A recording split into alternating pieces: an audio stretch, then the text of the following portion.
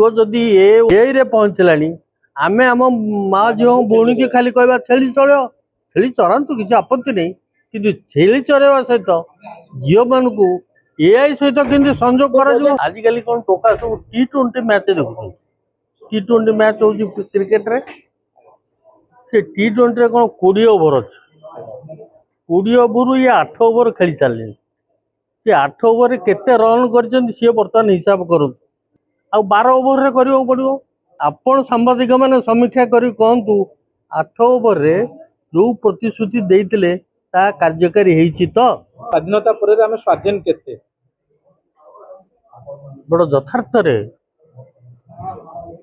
ସମସାମୟିକ ସମାଜର ପରିସ୍ଥିତିକୁ ଦେଖି ନିପୁଣ ଟିଭି ତରଫରୁ ଯେଉଁ ସବଜେକ୍ଟଟି ରଖିଛନ୍ତି ଇଣ୍ଡିପେଣ୍ଡେନ୍ସ ଆଫ୍ଟର ଇଣ୍ଡିପେଣ୍ଡେନ୍ସ, ଇଏ ବଡ଼ ଉତ୍ସାହଜନକ।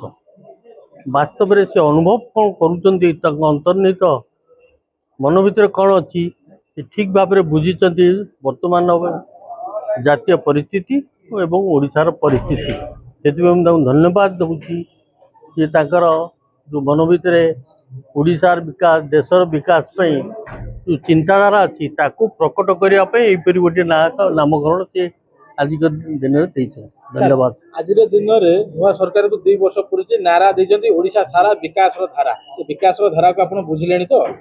ବିକାଶର ଧାରା ବୁଝେ ନ ବୁଝେ ମୁଁ ଏତିକି କହିବାକୁ ଚାହେଁ, ଆଜିକାଲି କ'ଣ ଟୋକା ସବୁ T20 ମ୍ୟାଚ୍ ଦେଖୁଛନ୍ତି। T20 ମ୍ୟାଚ୍ ହେଉଛି କ୍ରିକେଟରେ। ସେ T20 ରେ କ'ଣ 20 ଓଭର ଅଛି, 20 ଓଭରରୁ ଇଏ 8 ଓଭର ଖେଳି ସାରିଲେଣି। ସେ 8 ଓଭରରେ କେତେ ରନ୍ କରିଛନ୍ତି ସିଏ ବର୍ତ୍ତମାନ ହିସାବ କରନ୍ତୁ।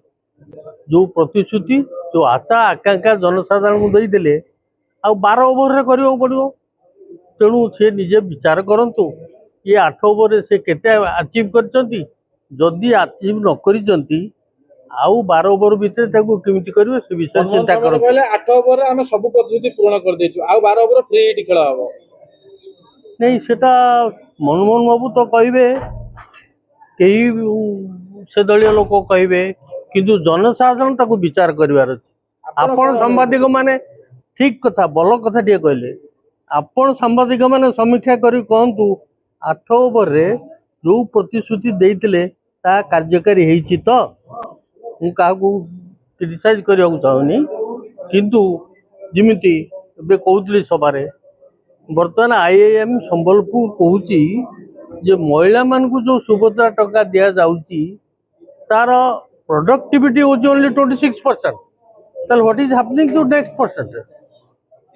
ଆଉ ଯେଉଁ 74% ତା ନନ୍ ପ୍ରଡକ୍ଟିଭ୍ ୱେରେ ଖର୍ଚ୍ଚ ହେଉଛି।